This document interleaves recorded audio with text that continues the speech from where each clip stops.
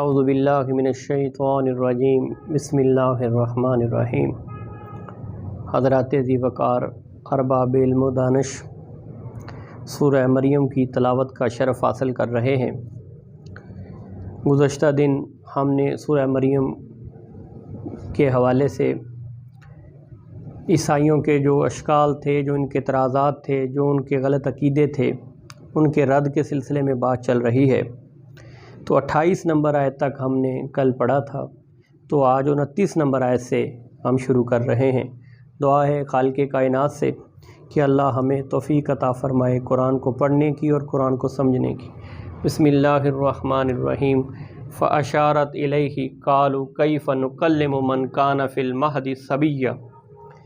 مریم علیہ السلام کے متعلق کل پڑھا تھا کہ جب مریم علیہ السلام اللہ کے حکم سے جب ان کو حمل ٹھہرا، وہ ماں بننے والی ہوئی، تو وہ چلی گئی لوگوں سے دور ایک مکان کی طرف، جہاں سے اللہ نے چشمے کا بھی انتظام فرمایا، پکی ہوئی کھجوریں ان کو ملی، اور ساتھ تسلی کے لیے فرمایا فرشتے کی شکل میں کہ مریم غم نہ کر، تیرا اللہ تیرے ساتھ ہے۔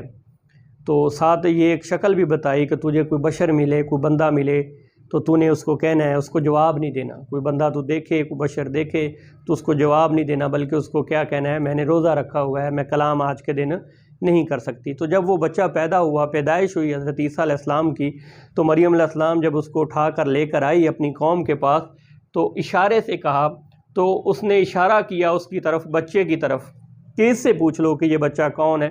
تو قوم وہ پہلے ہی آگ بگولا تھی، غصے میں بہت آگے تھی، انتقام میں بہت آگے تھی۔ تو جب مریم علیہ السلام نے کہا کہ اس بچے سے پوچھ لو، تو قوم نے کہا قالوا کیف نکلم من کان فی المہد صبیا۔ تو قوم کہنے لگی کہ ہم اس سے کیسے کلام کر سکتے ہیں، ایک ایسے بچے سے جو پنگھوڑے میں پڑا ہوا ہے۔ اس کا مطلب یہ تھا، وہ یہ کہہ رہے تھے کہ تو ہم سے مذاق کر رہی ہے، ہم تو اسے پوچھ رہے ہیں کہ یہ بچہ کہاں سے لے کر آئی ہے، تیری شادی نہیں ہوئی ہے تو یہ بچہ کہاں سے آ گیا، تو کہہ رہی ہے کہ اس بچے سے پوچھ لے، اور اس بچے سے ہم کلام کیسے کر سکتے ہیں، یہ تو پنگھوڑے میں بچہ پڑا ہو تو کیسے بولتا ہے، بول سکتا ہے۔ جب بات اللہ بلانے پر آئے تو پھر اللہ بلا سکتا ہے، اللہ کو مشکل نہیں ہے۔ اب یہ مریم علیہ السلام کی پاک دامنی کی بات تھی، تو مریم علیہ السلام کی پاک دامنی پنگھوڑے میں پڑے ہوئے بچے نے دی۔ لکھا ہے کتاب مفسرین نے، وہ دودھ پی رہے تھے، جب وہ کلام سنا انہوں نے کہ وہ لوگ مریم سے کلام کر رہے تھے، وہ قوم مریم سے کلام کر رہی تھی، تو انہوں نے دودھ پینا چھوڑ دیا۔ تو جب مریم علیہ السلام نے اشارہ کیا کہ اس بچے سے پوچھ لو، تو وہ قوم، جب اس قوم نے یہ کہا کہ ہم کیسے اس سے پوچھ لیں، پنگھوڑے میں پڑا ہے، یہ بچہ ابھی یہ کیسے جواب دے گا، تو کیا ہوا، قال انی عبد اللہ، تو اس بچے نے یہ کہا کہ میں اللہ کا بندہ ہوں۔ وہ بچہ بول پڑا۔ وہ بچپن میں وہ بچہ کہ لکھا ہے کہ 7 مہینے کا تھا، بعض عمر بتائی ہے، بعض نے کوئی عمر بتائی ہے، بعض نے کہا کہ وہ 40 دن کا تھا۔ تو اس بچے نے کہا کہ بے شک میں اللہ کا بندہ ہوں، آتانی الکتاب، اس نے وجعلنی نبیہ، اس نے مجھے کتاب بھی دی ہے اور مجھے نبی بھی بنایا ہے۔ یہ ماضی کے معنوں میں استعمال ہو رہا ہے، مفسرین نے لکھا ہے کہ مستقبل کے معنوں میں بھی ہے، کہ مستقبل میں اللہ پاک مجھے کتاب بھی دے گا اور مجھے نبوت بھی دے گا۔ یہ عیسیٰ علیہ السلام کا کہنا تھا۔ آگے کیا کر رہے ہیں، وجعلنی مبارکن اینا ما کنت واوصانی بالصلاۃ والزکاۃ ما دمت حیا۔ انہوں نے کہا کہ اس نے مجھے بابرکت بنایا ہے، میں جہاں بھی رہوں۔ اس نے مجھے کیا بنایا، عیسیٰ علیہ السلام نے کہا قوم کو، وہ جو قوم جس سے خطاب کر رہے تھے، بچپن میں بول رہے تھے، تو اس کو کہا مجھے اللہ نے بابرکت بنایا ہے، اور اس نے مجھے تاکید کی ہے نماز کی اور زکوٰۃ کی، جب تک میں زندہ رہوں نماز پڑھنے کی اور زکوٰۃ دینے کی مجھے کیا کی ہے، تاکید کی ہے۔ وَبَرًّا بِوَالِدَتِي وَلَمْ يَجْعَلْنِي جَبَّارًا شَقِيًّا، اور اس نے مجھے اپنی والدہ کا فرما بردار بنایا ہے، اور مجھے نہیں بنایا اس نے سرکش اور نافرمان، سخت دل، اور مجھے سخت دل اور نافرمان نہیں بنایا، پتھر دل نہیں بنایا، جباراً شقیہ، مجھے سخت دل نہیں بنایا، مجھے نافرمان نہیں بنایا۔ والسلام علی یوم ولدت، سلامتی والا اس دن پر، ولدت و یوم اموت و یوم ابعث حیا، جس دن میں پیدا ہوا اس دن، جس دن میں مر جاؤں گا اس دن، اور جس دن مجھے دوبارہ زندہ کر کے اٹھایا جائے گا، مجھ پر سلام ہے۔ یہ عیسیٰ علیہ السلام کہہ رہے ہیں۔ ذالک عیسیٰ ابن مریم، قول الحق الذی فیہ یمترون، یہ مریم کے بیٹا عیسیٰ کی بات ہے، یہ سچی بات ہے جس میں لوگ شک کرتے ہیں۔ یہ اللہ پاک فرما رہے ہیں۔ اب عیسائیوں کا یہ تھا عقیدہ کہ وہ اللہ کے ولد ہیں، اللہ کا بیٹے ہیں۔ عیسائیوں کا یہ عقیدہ۔ یہود کیا کہتے تھے؟ یہود کہتے تہمتیں لگاتے تھے، الزام تراشی کرتے تھے، وہ کہتے تھے کہ ولد الزنا ہے، یہ ولد الزنا ہے۔ یہود کا یہ عقیدہ تھا، عیسائیوں کا یہ عقیدہ تھا۔ تو جب اللہ نے ساری بات فرما دی، اللہ نے ساری بات کلیئر کر دی، تو اب شک کرنے کی، میں سمجھتا ہوں اللہ یہ فرما رہے ہیں کہ شک کی اب گنجائش نہیں رہی۔ ما کان للہ ان یتخذ من والد سبحانہ اذا اقضی امرا۔ یہاں اللہ پاک فرما رہے ہیں، یہ جو عیسائی کہتے ہیں، عیسائیوں کا یہ کہنا کہ عیسیٰ علیہ السلام اللہ کے بیٹے ہیں، اس کی تردید کی جا رہی ہے۔ اللہ کی یہ شان نہیں ہے، ما کان للہ ان یتخذ من والد، اللہ کی یہ شان نہیں ہے کہ وہ بیٹا بنائے، وہ بیٹا بنائے۔ سبحانہ، پاک ہے وہ ذات، سبحانہ، پاک ہے وہ ذات، وہ تو جس چیز کا ارادہ کرتا ہے فَإِنَّمَا يَقُولُ لَهُ كُن فَيَكُونُ، اس نے جو کرنا ہوتا ہے، جس چیز کا وہ ارادہ کرتا ہے تو وہ کہتا ہے ہو جا، تو پس وہ ہو جاتا ہے۔ اس کی شان تو یہ ہے، اس کے لیے کوئی ناممکن چیز نہیں ہے، اس کا کوئی ولد نہیں ہے، اس کا کوئی بیٹا نہیں ہے۔ یہ اللہ پاک یہاں فرما رہے ہیں۔ وَإِنَّ اللَّهَ رَبِّي وَرَبُّكُمْ فَاعْبُدُوهُ هَذَا صِرَاطٌ مُسْتَقِيمٌ۔ تو یہاں عیسیٰ علیہ السلام فرما رہے ہیں کہ بے شک میرا رب اللہ ہے اور تمہارا رب بھی اللہ ہے، تو کیا کرو؟ عبادت کرو۔ کس کی عبادت کرو؟ فَاعْبُدُوهُ، اس کی عبادت کرو۔ کس کی؟ رحمان کی عبادت کرو، اللہ کی ذات کی عبادت کرو۔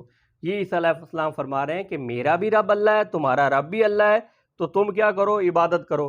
ھذا صراط مستقیم، یہ سیدھا راستہ ہے، یہ توحید والا راستہ ہے۔ اب یہ کلام کر رہے ہیں، دیکھیں وہ منظر کیسا ہوگا، بچپن کا عالم ہوگا، مریم کی بات ہوگی، کلام قوم جو ہے وہ الزام تراشی کر رہی ہوگی، قوم الزام لگا رہی ہوگی۔ اب قوم کے الزام لگانے کی جو بات ہوگی، اور بچپن میں ماں کے دفاع میں اللہ پاک اپنے اس مریم کی بیٹے کو وہ بلا رہا ہوگا، اور وہ قوم کو کیا دے رہا ہوگا؟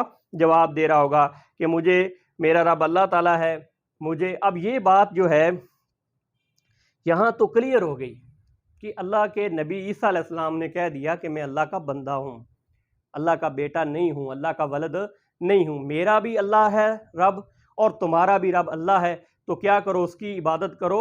اور یہ سیدھا راستہ ہے، یہ توحید والا راستہ ہے۔ جب یہ توحید والے راستے کی بات کی، سیدھے راستے کی بات کی، تو میں سمجھتا ہوں پھر اس قوم کو، وہ جو قوم تھی، اب اس قوم کے آپس کے جو اختلافات تھے وہ دیکھیں، فَاخْتَلَفَ الْأَحْزَابُ مِن بَيْنِهِمْ، تو ان لوگوں کے آپس کے جھگڑوں میں، وہ آپس کے جھگڑوں میں پڑ گئے، وہ آپس کے اختلاف میں پڑ گئے۔ فَوَيْلٌ لِّلَّذِينَ كَفَرُوا مِن مَّشْهَدِ يَوْمٍ عَظِيمٍ، تو اس دن کے لیے خرابی ہے اس بڑے دن کے لیے، ان کے لیے کیا ہے؟ خرابی ہے اس آنے والے بڑے دن کے لیے، وہ جس دن وہ پیش کیے جائیں گے، تو ان کے لیے کیا ہے؟ ان کے لیے خرابی ہے۔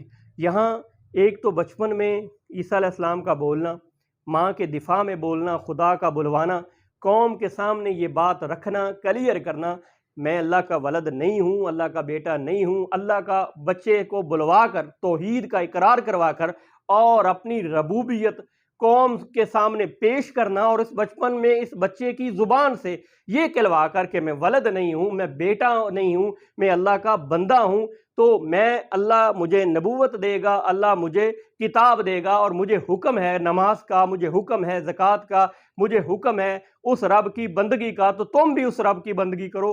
یہ اس بات کی نفی ہو رہی ہے جو آج کے دور میں اور اس دور میں عیسائیوں نے کی ہوئی تھی۔ وہ ولد کہتے تھے، اللہ کا بیٹا کہتے تھے، تو یہ نفی کر دی، یہ رد کر دیا کہ وہ اللہ کے بیٹے نہیں ہیں، وہ ولد نہیں ہیں، وہ اللہ کے بندے ہیں، اللہ نے ان کو نبوت دی ہے، اللہ نے ان کو کتاب دی ہے۔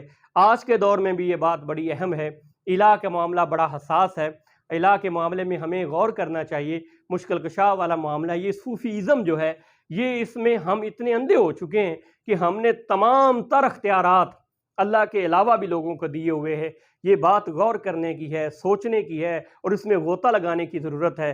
کہیں ہم اس بات کی تائید تو نہیں کر رہے جو ماضی میں سابقہ دور میں سابقہ امتوں کا یہ عقیدہ تھا، وہ رب کا شریک بناتے تھے، اس کی ذات میں شریک بناتے تھے، اس کی صفات میں شریک بناتے تھے۔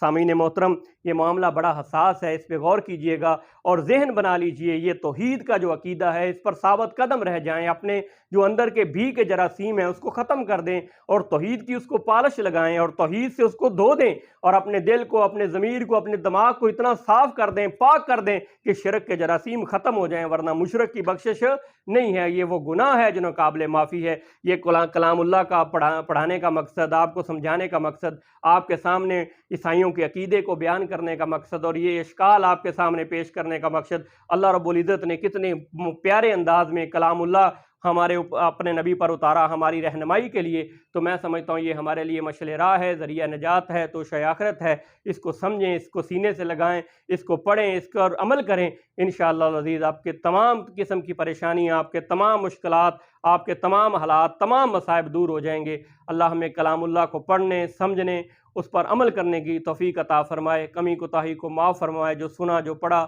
اللہ اس پہ عمل کی توفیق عطا فرمائے، کمی کوتاہی کو معاف فرمائے۔ وما علینا الا البلاغ المبین۔